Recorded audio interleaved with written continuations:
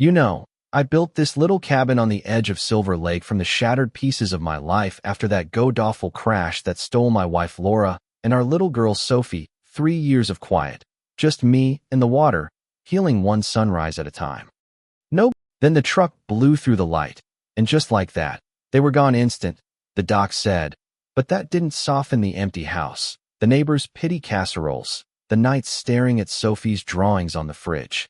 I sold everything, vanished into these woods, found this 2-acre slice of heaven with a crystal-clear deed, no strings attached, no HOA nonsense, built the place myself, off-grid, solar panels humming, well, water pure as can be, even kept Sophie's old kayak tied to the dock, the one she'd doodled stars on, dreaming of our forever spot by the water. Laura used to scroll listings for lake houses, eyes lighting up, so yeah, this was my tribute to them, my therapy in hammer swings and YouTube tutorials, turning grief into something solid, peaceful. Mornings with black coffee on the porch, afternoons tending the herb garden Laura would have loved, evenings watching the lake swallow the sun, feeling like maybe I could breathe again. Neighbors were sparse, but good folks. Old Tom Fletcher down the path, swapping fish stories in that gruff way of his. Maria Sanchez across the water, waving with her kids. The Lee family popping in weekends, their teens blasting music, but keeping it civil. It was my sanctuary, you know? Until Victoria showed up that October dawn, thrusting papers at me. Roof must be slate gray or hunter green. No exceptions. That kayak needs registration. Garden's back from the shore 50 feet and $6,000 in back dues since we incorporated last year. I laughed at first, told her straight, "Lady, I bought this free and clear, no HOA on my deed." But she just smiled that shark grin. "Check the county files, mister." Harlan's signatures from all owners, including proxies for absentees like you. Her voice dripped with that fake politeness, clipboard pink as poison, and as she filmed me on her phone for records, I felt this chill like grief had found a new face to wear. But man, she didn't stop there. By afternoon, a shiny sign staked on my shore, Willow Creek HOA private dock members only, like she'd claimed my whole waterfront overnight. I called the county, and clerk Susan Wong whispers, "Something's off with those filings, looks forged, but document everything, Jack, and get a lawyer." Tom stops by later, face stormy. "She hit me months ago about my shed, threatened inspections if I didn't join her community."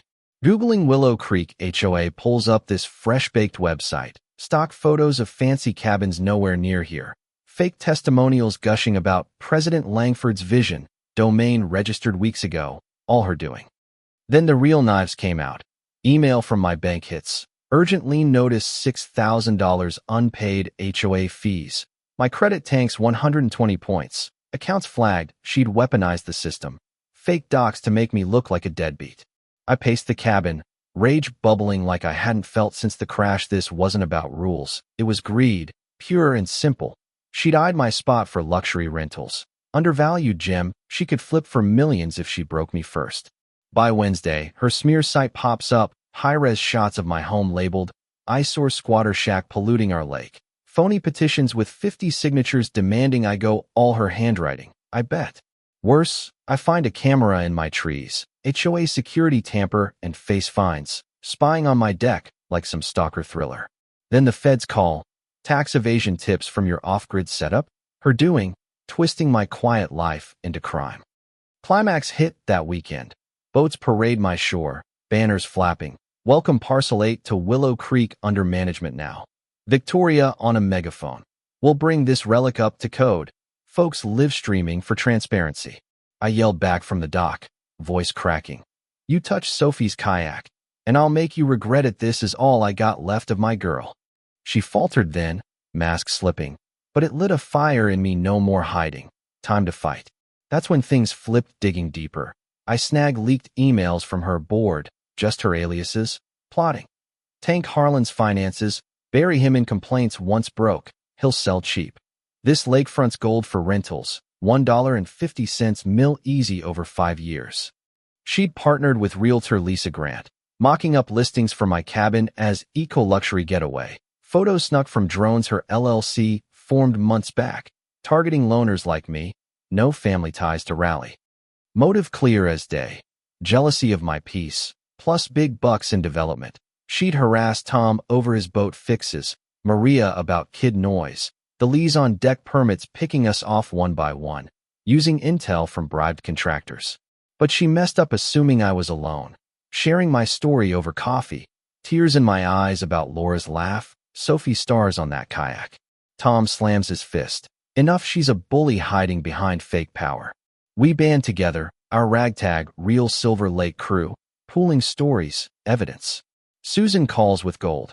Recorded Victoria offering her $4,000 to fudge dates, standard expedite fee, honey win-win. Lawyer Alex Kim jumps in. This is fraud. Conspiracy will slap a restraining order. High on that unity, I drone film her boat stunt, capture her claiming my land publicly ammo for court. Inner storm eased a bit, you know? Grief had armored me. Losing everything once meant I feared nothing now, and with neighbors at my back, her isolation game backfired into our strength. Court day felt like a showdown in some Western flick, me and Alex striding in. Victoria smug at her table, pink clipboard gleaming, her lawyer droning. Ms. Langford's just enforcing community standards, Harlan's the defiant one. But Alex unleashes. Susan's tape plays, Victoria's voice oily. Cash makes filings fly, no biggie. Courtroom gasps. Emails read aloud. Her greed bare. Drain him dry. Snag the property. Forensics nail forged SIGs. Fake maps, no Willow Creek exists. She cracks then, bolting up. That land's wasted on his sob story cabin. It could rake in fortunes for real progress. Judge Ramirez bangs the gavel. Face thunder. Grants my order. Dissolves her HOA phantom. Slaps $20,000 damages. Refers her for fraud charges. This assaults every honest owner's rights.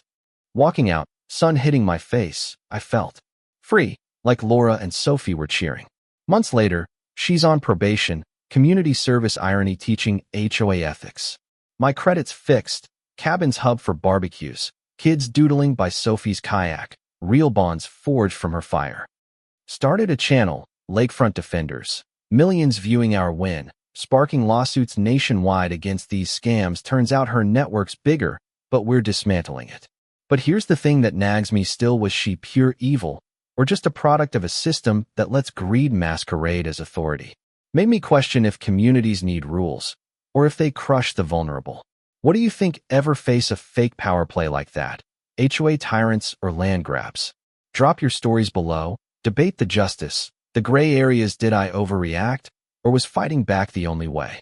Like, subscribe if this hit home. Your voice could help the next guy standing alone against the machine.